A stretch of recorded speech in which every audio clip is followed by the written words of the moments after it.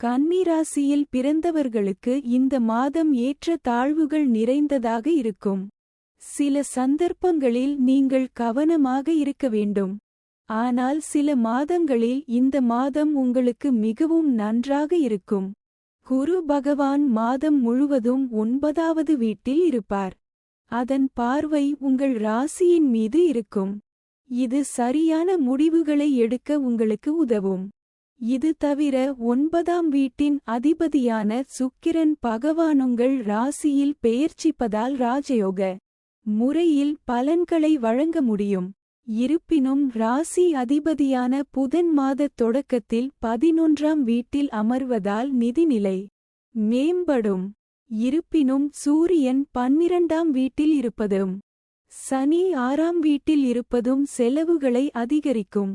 பணிபுரிபவர்கள் எந்தவிதமான சர்ச்சையிலும் சிக்காமல் இருக்க வேண்டும். அவர்கள் அவ்வாறு செய்வதைத் தவிர்த்தால் இந்த மாதம் வேலையில் நல்ல வெற்றியை தரும் மற்றும் உங்கள் வேலை மற்றும் உங்கள் ஆற்றலால் மக்கள் ஈர்க்கப்படுவார்கள். வியாபாரிகளுக்கு இந்த மாதம் சிறப்பாக இருக்கும். வணிக பயணங்கள் வெற்றிகரமாக இருக்கும் மற்றும் உங்கள் வணிகத்தை முன்னேற்றுவதில் வெற்றி பெறுவீர்கள். காதல் உறவுகளுக்கு மாதம் முதல் பாதியில் மிதமானதாக இருந்தாலும் 2ஆம் பாதியில் ஓரளவு முன்னேற்றம் ஏற்படும். உங்கள் காதலியிடம் எதையும் மறைக்காமல் உங்கள் மனதில் உள்ளதை நிறைவேற்ற முயற்சிக்கவும்.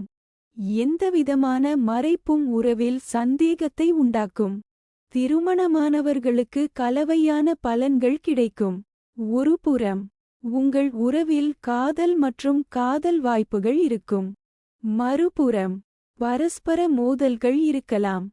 எனவே எச்சரிக்கையுடன் தொடரவும். ஆரோக்கியத்தின் பார்வையில் மாதத்தின் ஆரம்பம் சாதகமாக இருக்கும். ஆனால் பிற்பகுதியில் ஏற்ற தாழ்வுகள் இருக்கலாம். மாணவர்கள் கல்வியில் நல்ல பலன்களை பெறுவார்கள். உங்கள் செறிவை பராமரிப்பதில் சில சவால்களை நீங்கள் உணருவீர்கள். ஆனால் படிப்படியாக நீங்கள் வேகத்தையும் உங்கள் பாதையையும் பெறுவீர்கள். குடும்ப வாழ்வில் ஓரளவு மகிழ்ச்சி நிலவும். குடும்ப உறுப்பினர்களின் ஆதரவை பெறுவீர்கள். இது உங்கள் வேலையில் வெற்றி பெற உதவும். பரிகாரம்: ஸ்ரீ விஷ்ணு சஹஸ்ரநாம ஸ்தோத்திரத்தை தவறாமல் பாராயணம் செய்ய வேண்டும். For more updates, subscribe our channel.